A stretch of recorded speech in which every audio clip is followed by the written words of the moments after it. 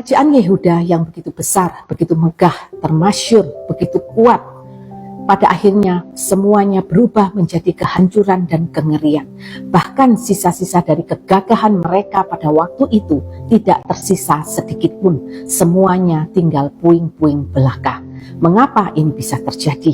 Di dalam Ratapan 4 ayat ke-13 dikatakan, hal itu terjadi oleh sebab dosa nabi-nabinya dan kedurjanaan imam-imamnya yang di tengah-tengahnya mencurahkan darah orang yang tidak bersalah.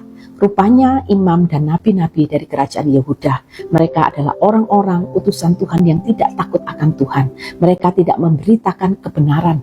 Justru yang mereka beritakan adalah janji palsu belaka, nubuatan palsu belaka, sehingga tidak mengajarkan rakyatnya untuk bertobat, tetapi semakin mereka menjadi-jadi di dalam perbuatan dosa mereka, sehingga kehancuran itu terjadi atas setiap perbuatan dan kesalahan mereka sendiri.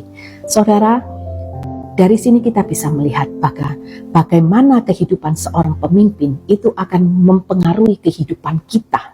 Dan kalau hari ini kita menemui ada pemimpin-pemimpin rohani yang sedang jatuh, jangan kita kepahitan kepada mereka. Jangan pula kemudian kita meninggalkan Tuhan karena kesalahan mereka.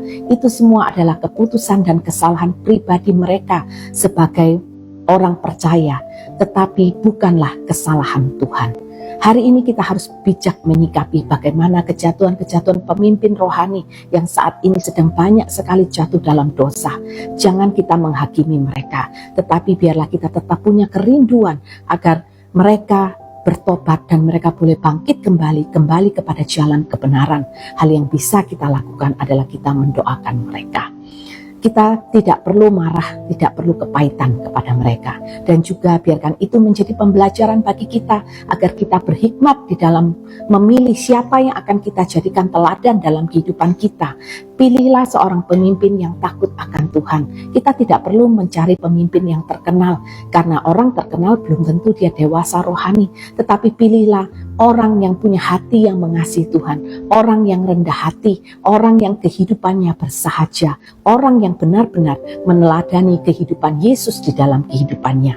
Seorang pemimpin yang benar adalah dia akan membawa orang-orang di bawahnya kepada Tuhan dan bukan kepada dirinya. Kalaupun kita tidak dapat menemui seorang pemimpin yang kita rasa bisa kita jadikan teladan, bukankah kita punya pemimpin yang luar biasa bisa menjadi teladan bagi kita, yaitu Tuhan Yesus Kristus sendiri. Dia adalah seorang pemimpin agung yang akan membawa kita dari kebenaran kepada kebenaran. Dia adalah seorang pemimpin agung yang mengasihi kita dengan kasih-Nya yang sempurna, yang tidak akan mengajarkan hal yang jelek kepada kita, tetapi dia akan terus menuntun kita kepada kemuliaan demi kemuliaan. Oleh karena itu, mari kita terus punya hati yang melekat dan terus mengandalkan Tuhan. Kita hidup di dalam Tuhan dan Tuhan di dalam kita, supaya nyata kepemimpinan Tuhan itu ada di dalam kehidupan kita. Kita harus menyerahkan segenap hidup kita supaya kita bisa menerima pimpinan Roh Kudus setiap hari. Orang yang dipimpin oleh Roh Kudus adalah orang yang paling berbahagia, orang yang tidak akan menemui celaka di dalam kehidupannya, karena Tuhan Yesus selalu menggiring kita kepada padang rumput yang hijau, menggiring kita kepada jalan yang benar. Dia tidak akan pernah menyesatkan kita.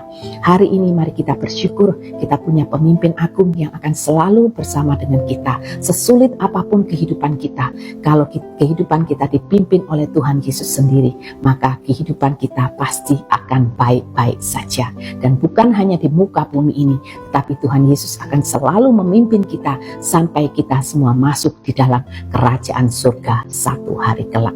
Teruslah melekat kepada Tuhan dan katakan, Tuhan, biarkan Engkau sendiri yang memimpin kehidupanku dari kebenaran kepada kebenaran, dari kemuliaan kepada kemuliaan, sampai pada kesudahannya Engkau menemukan aku adalah hamba-Mu yang berkenan dan setia kepadamu.